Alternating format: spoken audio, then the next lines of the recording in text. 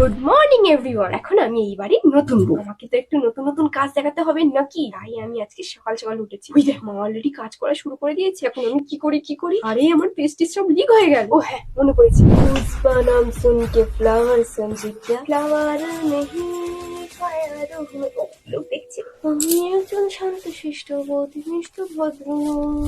এই যে মা এখন টমেটো তুলছে। আহাটা বাটার পরে মজাদার, কিন্তু আমাকেও তো কিছু মজাদার করতে হবে নাকি? যাতে হোক প্রেস্টিজের ব্যাপার। আমিও গিয়ে ব্রাশ করে চলে এলাম সিম তুলতে। কত কত সিম! তোমাদের কার কার বাড়ি এরকম সবজির বাগান আছে বলে ফেলা তো তাড়াতাড়ি কমেন্ট করে।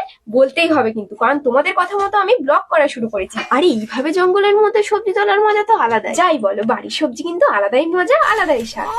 সকাল সকাল মাথায় গোজা খেলাম। এমনি মাথায় ঘিলু কম, তার আবার যদি লিক হয়ে বেরিয়ে যায়। দেখেছে কত সবজি, ফ্রেশ ফ্রেশ সবজি। আজকে কম করে 100 টাকা বাঁচিয়ে দিলাম। একটু খরচ কম করতে হবে, নাহলে আবার ঘুরতে নিয়ে যাবে না। একটু আম খেতে চাইলাম, খেতে দিল না। একটু দোল খেতে চাইলাম, দুলতেও দিল না। দের তোমার এই যে চারপাশে এত এত গাছ, এই জন্য গরমকালে এদের বাড়ি কোনো গরমই নেই। তাই তোমরাও বাড়ির চারপাশে আরো বেশি বেশি করে গাছ লাগাও। এই যা, ফ্যান না দিতে দিতে এইদিকে দেখছি মায়ের রান্না হয়ে গেছে। আমি কি করি, আমি বরং টুক করে কটা আম মুড়িয়ে আনি। রোজ সকালবেলা উঠে দেখি ঝুড়ি ঝুড়ি আম পড়ে যাচ্ছে। এত আম কাঁচা কাঁচা ঝরে গেলে পাকা খাবো কি? আর এত চিন্তা করে মাথার চুল ঝুড়িয়ে লাভ আছে কি? তার চেয়ে বরং যে কটা ঝরে গেছে সে কটা টপ টপ করে মেরে দিই। এগুলো তো আর ফিরে আসবে না। বেশ ভালোই টকটক হয়েছে।